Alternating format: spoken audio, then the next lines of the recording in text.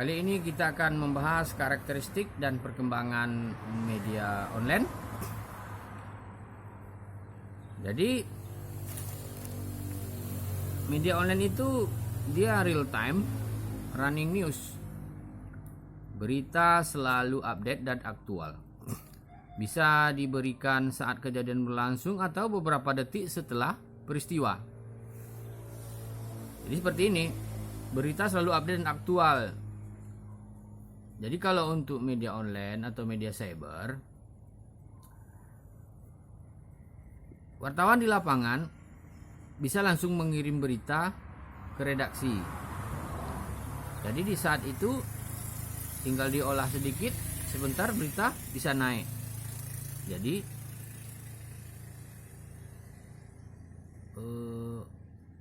beberapa detik setelah peristiwa berita bisa dinaikkan. Real time mengikuti perkembangannya, itu running news. Kemudian karakteristiknya lagi untuk media cyber ini atau media online ini, global audience, pembaca di seluruh dunia selama ada koneksi internet plus perangkat komputer dan gadget. Jadi orang dalam hutan, jika memang gadgetnya bisa mendapatkan internet atau sinyal internet, mereka bisa membaca berita online. Jadi pembaca di seluruh dunia, di mana saja, selagi ada koneksi internet dengan komputer atau dengan gadgetnya, itu bisa. Jadi seperti itu. Kemudian karakteristik lain yaitu timeless. Berita dapat disebar dan diakses kapan saja, di mana saja, 24 jam non-stop. Dapat disebar dan diakses. Dan sekarang sangat musim di era media sosial sekarang. Orang nge-share berita ke sejumlah grup WA umpamanya. Kalau tahun 2000 ini musimnya WA, Facebook, media sosialnya di-share kemana-mana dan dapat disebar gitu. Jadi sebuah berita itu terkadang orang mengetahuinya bukan dari website media cyber tersebut, tetapi hasil dari share tadi. Hasil share dari berbagai pihak yang menyatakan ada sebuah berita begini. Orang baru setelah itu mengkliknya. Kemudian dapat diakses kapan saja selama 24 jam.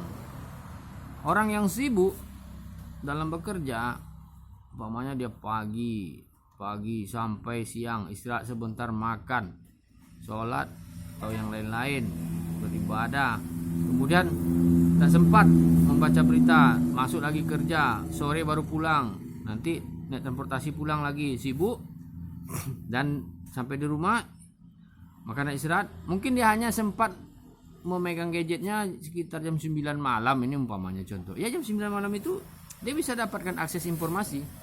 Dia bisa mengakses berita. Jadi selama 24 jam bisa diakses. Nah, kemudian salah satu karakteristik dari jurnalisme online ini. Kemudian untuk perkembangan jurnalistik online ini, jurnalistik online saat ini bersaing dengan jurnalisme warga. Ini tidak bisa dipungkiri, atau bersaing dengan citizen journalism. Ini tidak bisa dipungkiri ini. Yang aktif memproduksi dan mempublikasikan informasi aktual di blog dan media sosial, umpamanya Facebook, Twitter, YouTube, Instagram, Pet, dan lain-lain. Ini tidak bisa dipungkiri. Jadi harus bersaing. Kalau saya berpendapat saat ini, media cyber saat ini kalau pandangan saya itu kalah bersaing dengan citizen journalism ini atau sejumlah informasi yang di media sosial ini. Kalah bersaing sebagian. Karena warga itu terkadang mendapatkan informasi dia tanpa atau anggap saja sebuah video kebakaran, dia tidak ada edit, tidak adalah penyaringan dan segala macamnya. Umpamanya dia dapat video, dia langsung update dan langsung posting. Terkadang malah siaran langsung di media sosial. Jadi itu tidak bisa dipungkiri. Nah, di situ kelemahannya menurut saya salah satu media cyber, karena media cyber tuh dalam bisa saja juga melakukan hal itu siaran langsung, tapi mungkin kejadian-kejadian yang betul-betul penting dan urgent dan memang betul-betul tidak akan ada kemungkinan konten yang ditampilkan menimbulkan permasalahan hukum setelah itu. Nah, kalau media sosial ini terkadang dia siaran langsung untuk sebuah kejadian. Jadi di sana jurnalistik online atau media cyber itu kalah bersaing. Itu kalau menurut saya, entah kalau nanti nggak tahu lah. Namun melimpahnya info aktual 54 oleh wartawan online dengan mempublikasikan konten media sosial tersebut di situs beritanya. Dikenal dengan nama jurnalistik media sosial. Jadi social media journalism. Tak heran seorang wartawan akan rajin membuka media sosial untuk mencari informasi awal biasanya. Umpamanya seorang wartawan, dia tidak dapat informasi dari pihak tertentu terhadap sebuah kejadian, sekarang dia mengetahuinya dari media sosial. Di situ informasi awal yang dia dapat, atau terkadang memang dia ngambil informasi dari situ. Sah-sah saja asalkan disebutkan sumbernya dari mana. Umpamanya media sosial, Facebook atas nama si A gitu. Ya dibuat Facebook atas nama si A. Ya benar atau tidak yang diungkapkan dalam Facebook itu tergantung naluri jurnalis kita. Terkadang berita hoax ini kalau kita memang kurang yakin dengan sumbernya, jangan sembarang kutip. Itu akan berbahaya, karena jika nanti terjadi permasalahan, kita tentu harus mencari memang betul atau tidak itu narasumbernya itu, dan siapa pemilik akunnya, dan ternyata itu akun bodong, ya terpaksa kita yang harus menanggulangi resikonya. Jadi itu hati-hati sekali. Dan di saat pandemi COVID-19 ini sebuah realita dan kenyataan yang saya amati, masih banyak pejabat publik yang tidak menerapkan protokol kesehatan dalam menyampaikan informasi kepada awak media atau kepada wartawan. Padahal untuk menghindari penyebaran COVID ini, pejabat publik tersebut bisa saja konferensi persnya itu dia upload dulu di YouTube atau direkam dulu videonya. Setelah itu dia tinggal sebar. Itu sangat mudah. Kominfo-nya umpamanya tinggal sebar ke sejumlah grup wartawan, terutama ya biasanya Kominfo itu dia Kominfo atau pihak-pihak humas, mereka biasanya punya grup wartawan tergabung di sana. Mereka akan senang men-share informasi. Jadi jika memang terus dilakukan seperti ini bagi pejabat publik atau humas dalam menyampaikan siaran pers, itu akan menyebabkan bisa saja wartawan tertular corona. Jadi sebaiknya lengkapilah perangkat-perangkat di Kominfo itu atau di sejumlah instansi itu dengan perangkat telekomunikasi yang baik, peralatan-peralatan, termasuk SDM yang mengelolanya. Saya melihat saat ini yang bisa diambil oleh wartawan itu Instagram Pemprov Riau dan Dinas Kesehatan Provinsi Riau. Itu dia selalu update Instagram atau ya channel-channel media sosial mereka. Tapi kelemahannya banyak juga media tidak mau mengambil atau wartawan tidak mau mengutip itu. Jadi seakan-akan Ngapain kita mengutip hasil olahan Kominfo? Padahal itu sangat penting menghindari tertularnya corona ini. Jadi dengan demikian jurnalistik online atau media siber ini terus berkembang dan memunculkan cabang-cabang baru, terutama jurnalisme media sosial seperti jurnalisme Twitter, berita disusun berdasarkan cuitan atau cuitan di Twitter dan lain-lain. Dan banyak sekali sekarang orang memanfaatkan media sosial untuk konten-konten yang ya sepertinya seperti konten berita gitu. Jadi itu bisa sah saja selagi mereka tidak menimbulkan permasalahan dan melanggar undang-undang ITE. Sah-sah saja, karena itu adalah perkembangannya. Perkembangan zaman bisa saja seperti itu, dan ini tidak bisa dipungkiri. Ya, beginilah perkembangan zaman. Jadi untuk wartawan, kalau bisa mulailah beralih kepada menggali informasi melalui internet, informasi dari yang lain-lainnya, dan memang kita harus lasak sedikit mencari informasi dan akan mengurangi kegiatan di luar rumah. Ini semasa pandemi ini. Kalau seandainya memang nanti keadaan sudah normal, itu nggak apa-apa, kembali lagi seperti biasa. Dan kepada humas-humas, baik di pemerintah, terutama Kominfo, lengkapilah perangkat yang cukup untuk membuat video, audio, dan tentu konten-kontennya harus menarik dan di-share ke wartawan. Dan saat ini ada beberapa institusi memang telah memanfaatkan media sosial untuk mengirim informasi kepada wartawan, sehingga wartawan tidak perlu lagi harus turun lapangan. Wartawan sudah dapat foto, tapi masih kurang untuk konten video. Nah, di sini agak masih sulit. Konten video sepertinya agak kesulitan didapat, karena mungkin beberapa instansi dan institusi saat ini memang SDM-nya masih jauh dari perkembangan zaman dan penanggulangan COVID. Lalu jurnalisme Facebook. Ini memang namanya aneh, tapi memang ada itu berita yang bersumberkan update status, catatan atau postingan Facebook. Bolehkah wartawan mengutip berita dari Facebook? Seperti saya bilang tadi, itu boleh.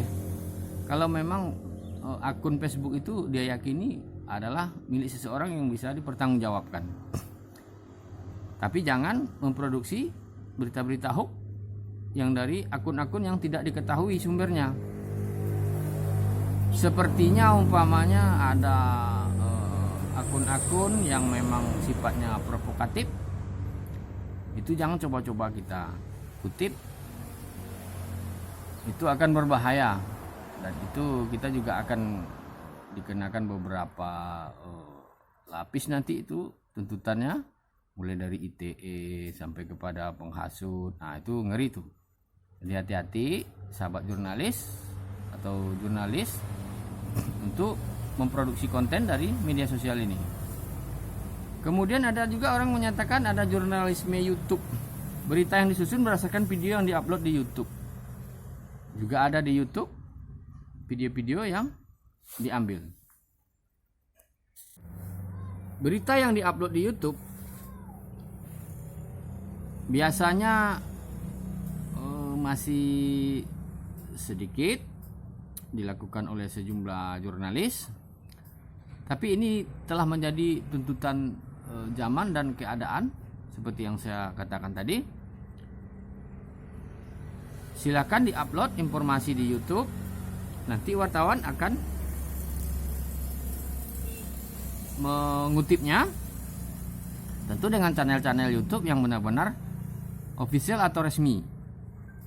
Umpamanya Pemprov Riau kita akan tahu konten-konten yang ditampilkan beberapa kali postingan itu umpamanya kegiatan-kegiatan gubernur, wakil gubernur, dan sekda atau Instagramnya seperti itu juga, Kominfo dan Dinas Kesehatan. Kalau sudah kita yakini itu adalah konten pemilik akunnya resmi pemerintah setempat, ya silakan dikutip. Karena memang biasa mereka tidak sempat memberikan informasi kepada media satu persatu atau wartawan satu persatu. Mereka akan mengupload di YouTube mereka, dan jurnalislah yang seharusnya proaktif mencari informasi itu dan memantau informasi itu.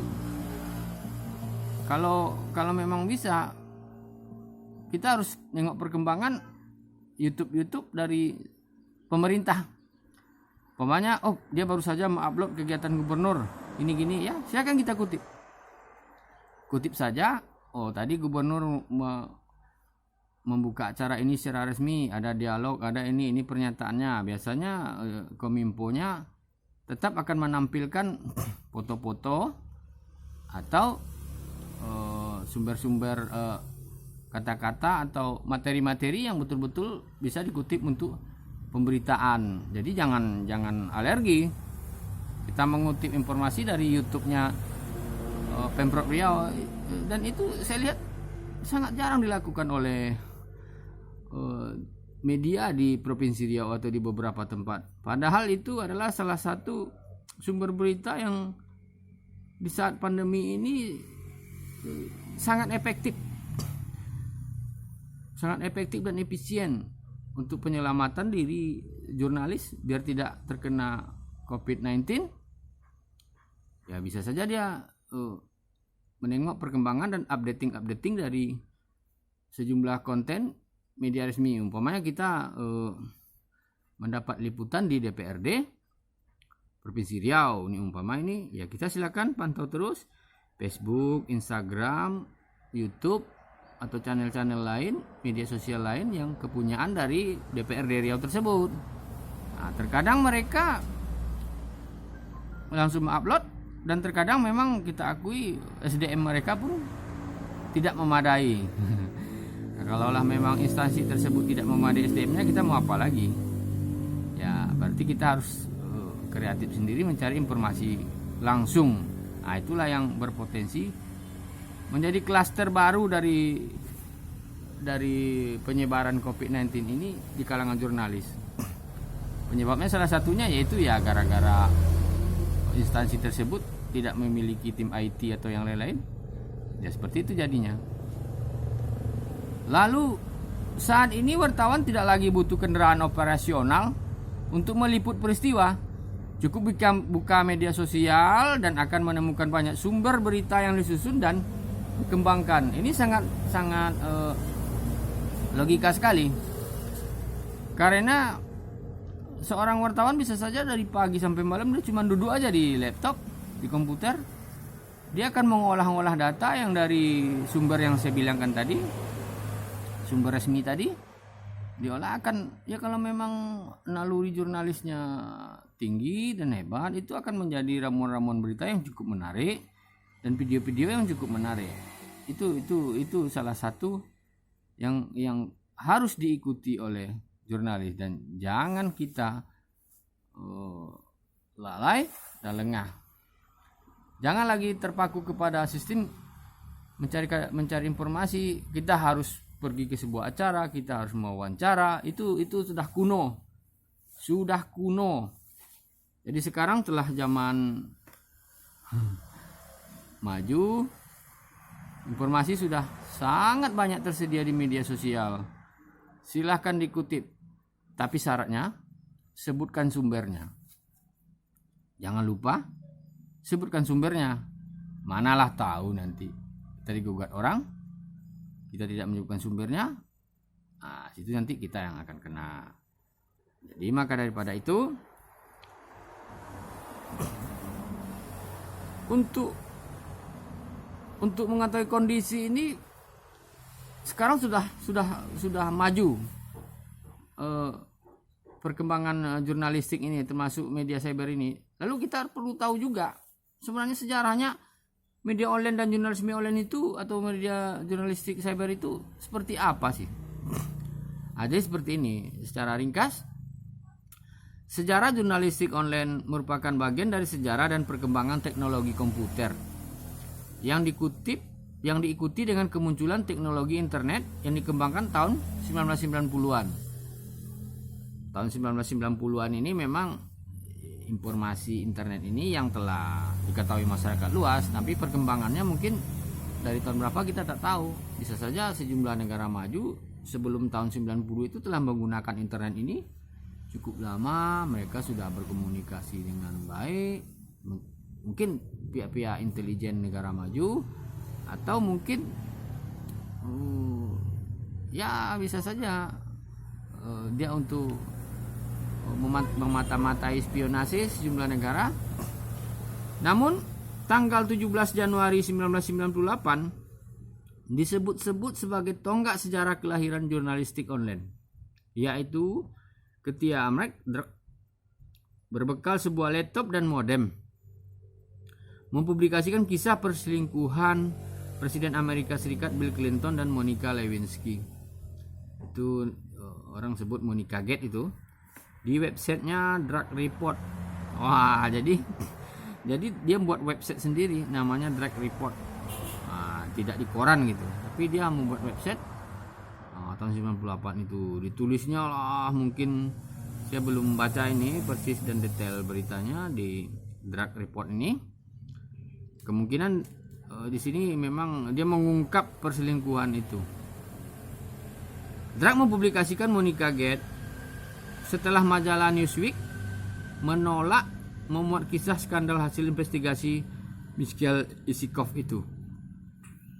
Jadi dia putus asa karena majalah yang dia datangi menolak untuk mempublikasikan hasil investigasi namanya itu.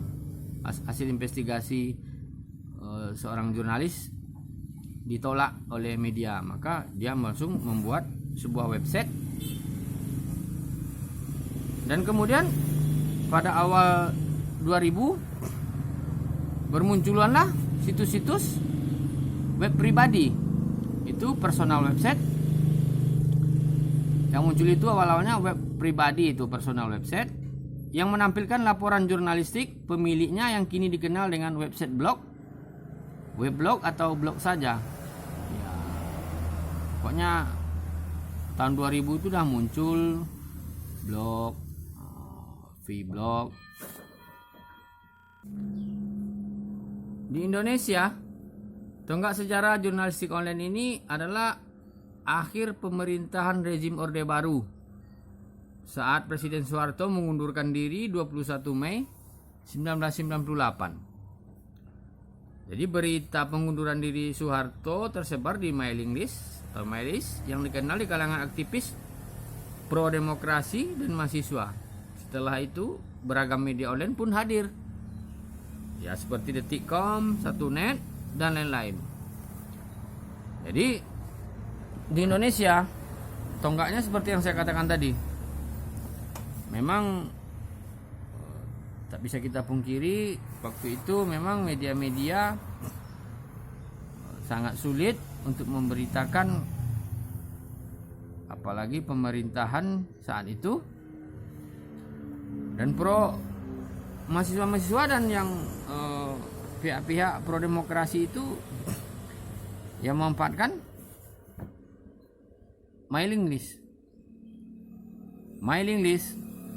atau setelah itu bermunculanlah media-media cyber. Nah, disitulah tonggak sejarah lahirnya media cyber tahun 98 itu. Dan perkembangannya sangat pesat. Dari awal hanya beberapa media cyber, terus sampai sekarang sangat pesat. Jadi seperti itu perkembangan awalnya, dan terus berkembang sampai kepada terkadang saat ini media cetak pun yang membuat halaman web korannya, e-paper. Sekarang zaman now telah seperti itu. Jadi orang membaca koran tidak lagi pakai kertas, tapi sudah pakai internet dari HP atau dari laptop. Itu menyangkut terjadinya konvergensi media.